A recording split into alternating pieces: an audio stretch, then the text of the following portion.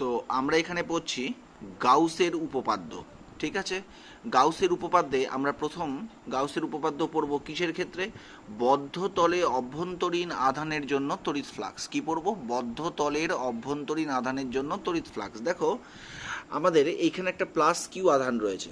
এই plus Q আধানটাকে ঘিরে রয়েছে একটা বদ্ধ তল, এস অক্ষর দ্বারা প্রকাশ করা হয়েছে। এই যে নীল কালি দিয়ে লেখা এই বদ্ধ তলটা, এই বদ্ধ তলের ভেতরে রয়েছে প্লাস কিউ আধান।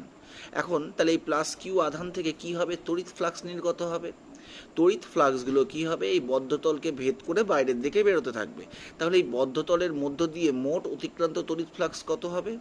গাউস বলে গিয়েছে যে এই বদ্ধতলের মধ্য দিয়ে মোট অতিক্রান্ত তড়িৎ ফ্লাক্সের পরিমাণ হবে এই বদ্ধতল মোট যতটা আধানকে কেন্দ্রীভূত করে রেখেছে। দেখো এখানে প্লাস কিউ আধান, তাহলে তার 1/এপসিলন গুণ।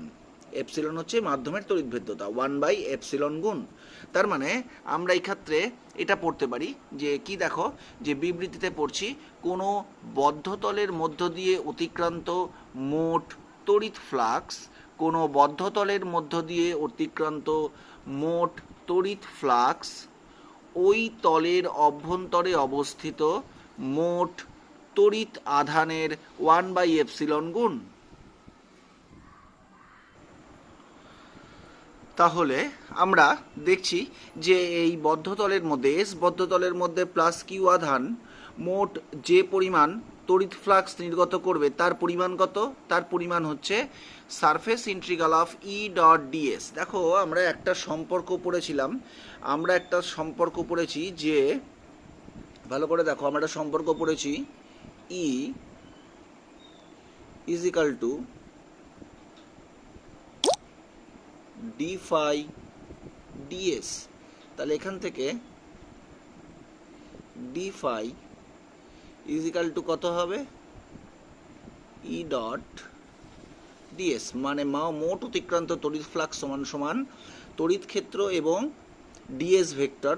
ঠিক আছে, ক্ষেত্রফল ভেক্টরের কি হয় না ডট প্রোডাক্ট। তাহলে পুরো এই এস ক্ষেত্রফলটার জন্য মোট অতিক্রান্ত তড়িৎ ফ্লাক্স কত হবে বদ্ধতল দিয়ে? সারফেস ইন্টিগ্রাল, এটাকে কি বলা হয়? সারফেস ইন্টিগ্রাল, ক্ষেত্র সমাকলন। ঠিক আছে, পুরো ক্ষেত্রফল জুড়ে ইন্টিগ্রেশন করা হচ্ছে। তাহলে surface integral of E dot DS that is equal two কত হবে? এই বদ্ধতল আমাদের গাউস বলেই গিয়েছিল যে এই বদ্ধতল মোট যে পরিমাণ তড়িতাধানকে কেন্দ্রীভূত করে রাখবে তার 1/এপসিলন গুণ। তার মানে কিউ পরিমাণ আধান এই বদ্ধতলের মধ্যে রয়েছে, তাহলে এর 1/এপসিলন গুণ মানে কিউ/এপসিলন। তাহলে এটা হলো যে বদ্ধতলের অভ্যন্তরীণ আধানের জন্য তড়িৎ ফ্লাক্স সংক্রান্ত গাউসের সূত্রের বিবৃতি। তাহলে এটা আমরা প্রমাণ করব কি করে? তাহলে ধরো আমরা ধরি যে এই প্লাস কিউ আধানকে ঘিরে এস ক্ষেত্রফল রয়েছে। এখন এই এস বদ্ধ ক্ষেত্রফলের ওপরে যে কোনো একটা বিন্দু, আমি এখানে পি নিয়েছি, যে কোনো বিন্দু, ঠিক আছে, যে কোনো জায়গায় বিন্দু থাকতে পারে, আমি পি নিয়েছি। যেই পি বিন্দুর দূরত্ব ও থেকে আর দূরত্বে ক্ষেত্রফলের ওপরে আমি পি বিন্দু নিয়েছি। এখন দেখো এই পি বিন্দুতে যেইটুকুনি, এই পি বিন্দুকে কেন্দ্র করে আমি একটা ক্ষুদ্র ক্ষেত্রফল ডিএস কল্পনা করেছি। দেখতে পাচ্ছ এই যে ক্ষেত্রফলটা, এটা হচ্ছে ডিএস ক্ষেত্রফল। ঠিক আছে, এখন এই ডিএস ক্ষেত্রফলের ডিএস ভেক্টরটা আমি ধরলাম এই দিক বরাবর কাজ করছে। ঠিক আছে, পি এন বরাবর কাজ করছে ডিএস ভেক্টর। এখন এখান দিয়েও তো তড়িৎ ফ্লাক্স বেরোবে। এখন এই ফ্লাক্স যেদিকে বেরোচ্ছে সেই দিক বরাবর তড়িৎ ক্ষেত্র ভেক্টর থাকবে। তাহলে ধরলাম এখানে তড়িৎ ক্ষেত্র ভেক্টর ইটা এই দিক বরাবর কাজ করেছে, ই ভেক্টর, যেখানে ই এবং ডিএস এর মধ্যবর্তী কোণ হচ্ছে থিটা।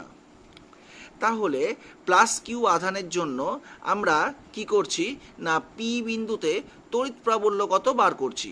আমরা এটা জানি যে প্লাস কিউ আধানের জন্য আর দূরত্বে অবস্থিত পি বিন্দুতে তড়িৎ প্রাবল্যের ভ্যালু হবে ই ইজ ইকাল টু 1/4πε Q/r²। ঠিক আছে, এটা আমরা ফর্মুলা থেকে, কুলম্বের সূত্র থেকেই জানি। আর ডিএস এর ওপর অভিলম্ব পিএন, যা ই এর সাথে থিটা কোণ করে, আমি একটু আগেই বলেছি এইটা।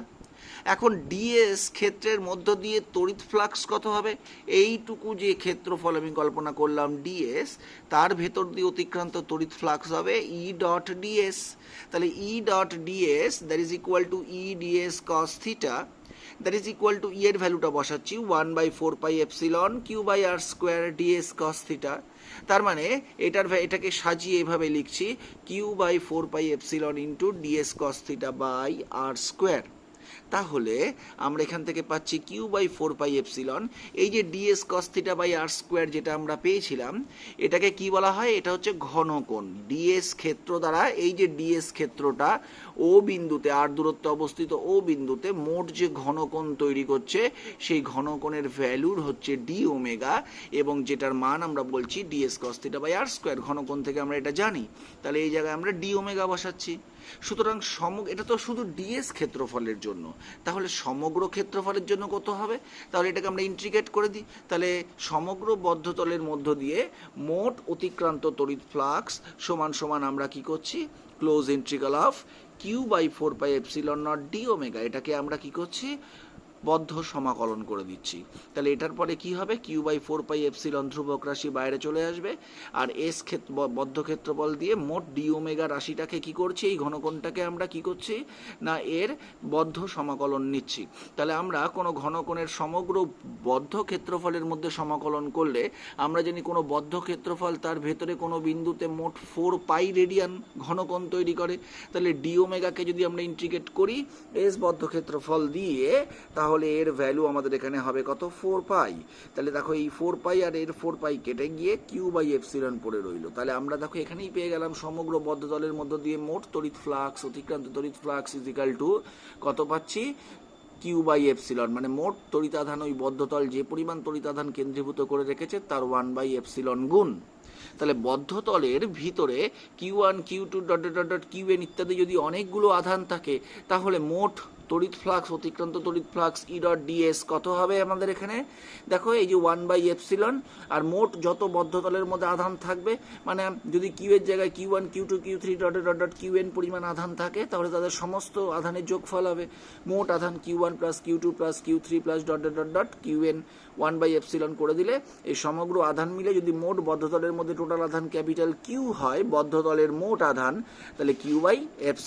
তাহলে এটাই আমাদের গাউস বলেছিল যে কোনো বদ্ধতলের মধ্য দিয়ে অতিক্রান্ত মোট তড়িৎ ফ্লাক্স হবে কত না ওই বদ্ধতল মোট যে পরিমাণ তড়িতাধানকে কেন্দ্রীভূত করে রেখেছে তার 1/ε গুণ। ঠিক আছে? তাহলে গাউসের উপপাদ্যের এক্ষেত্রে আমরা বদ্ধতলের অভ্যন্তরীণ আধানের জন্য তড়িৎ ফ্লাক্স সংক্রান্ত আমরা উপপাদ্যটা প্রমাণ করলাম এখানে। কেমন?